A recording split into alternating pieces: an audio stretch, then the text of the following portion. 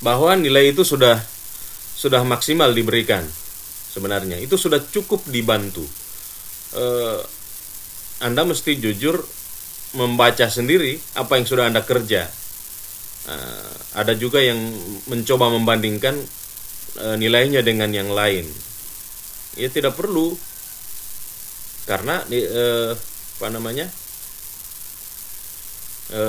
saya sudah membaca masing-masing tugasnya, dan itu sudah melalui beberapa pertimbangan sehingga sampai nilainya seperti itu. Jadi ada yang seperti itu. Ada juga yang menyatakan bahwa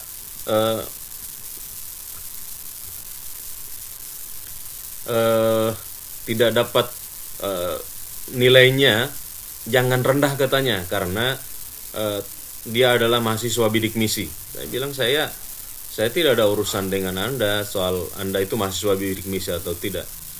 Justru mesti malu ya, karena sebagai mahasiswa bidik misi Anda ternyata biasa saja, tidak menonjol juga maksudnya. Sehingga maksud saya jangan jualan soal bidik misi, karena itu jangan sampai itu tidak menaikkan citra Anda, apalagi jualan bidik misi itu kepada dosennya.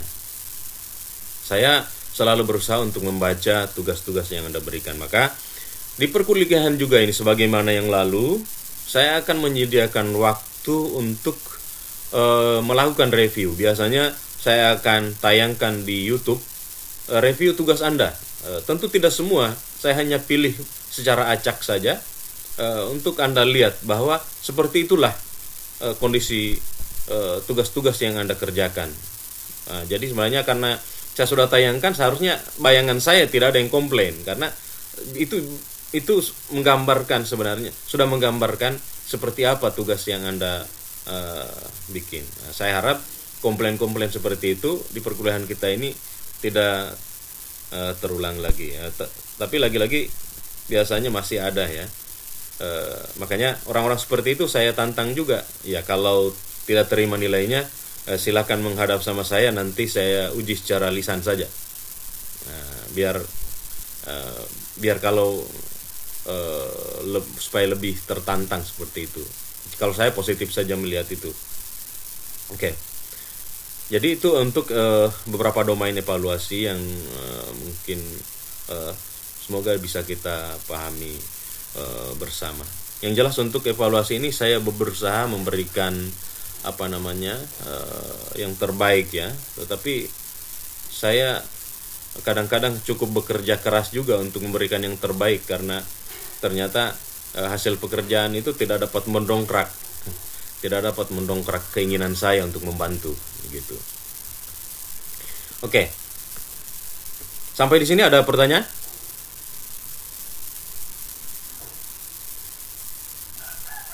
Halo? Sampai di sini ada pertanyaan? Halo? Ada bisa didengar suara saya?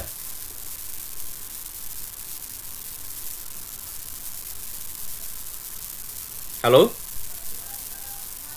Putus, Pak. Iya.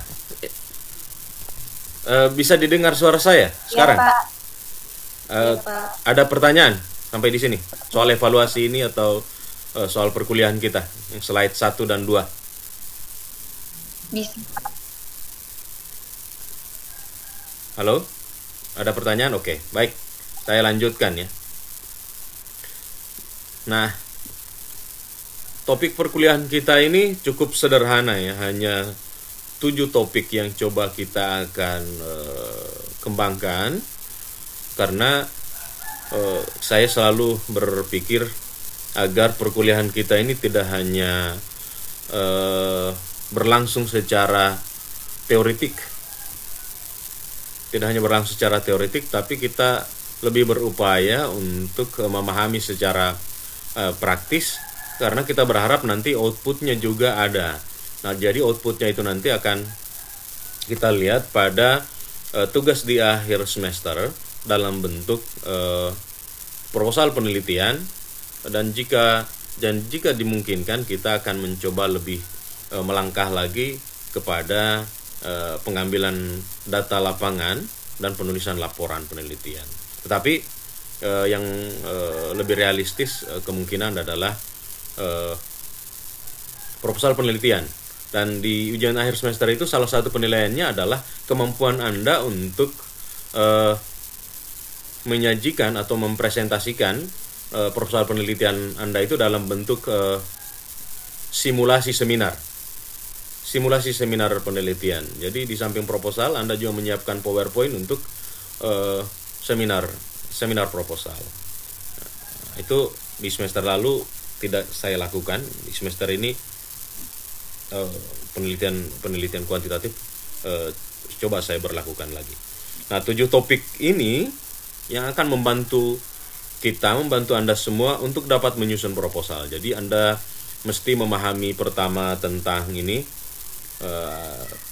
tinjauan umum tentang penelitian kuantitatif, selanjutnya memahami masalah penelitian, tentu saja yang khas dari perspektif kuantitatif.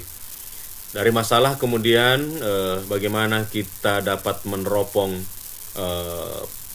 variabel yang menarik untuk kita kaji, kemudian kita susun kerangka teorinya dan pengajuan hipotesis. Selanjutnya kita mengembangkan instrumen penelitian beserta skala pengukurannya. Berikutnya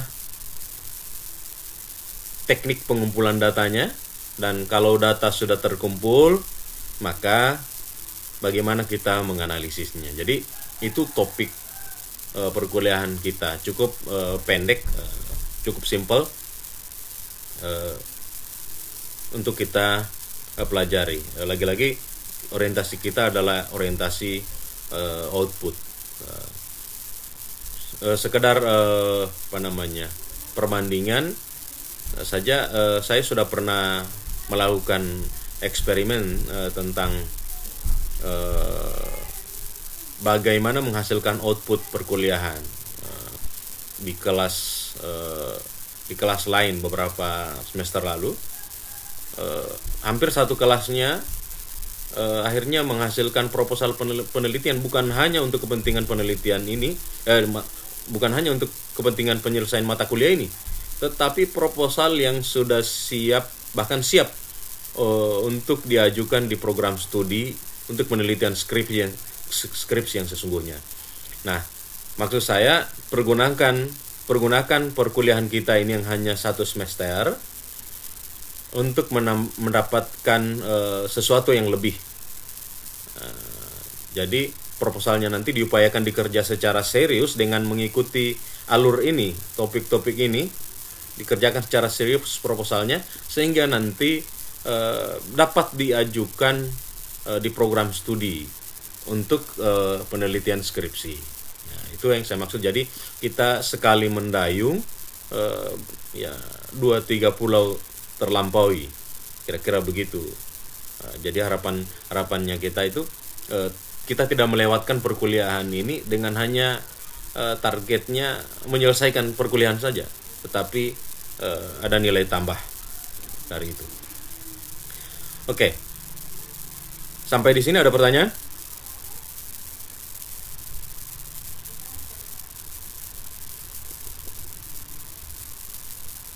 Oke. Ada pertanyaan? Oke.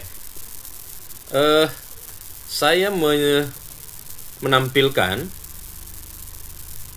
beberapa contoh bacaan ya, buku ya.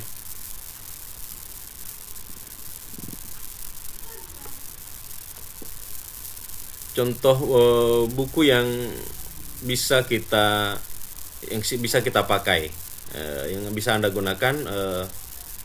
Ini jadi ada bukunya Sugiono, ada ini, dan yang Burhan Bungin, ada Purwanto, dan ada Nanang Martono. Jadi ini hanya contoh saja, Anda bisa mencarinya di tempat lain.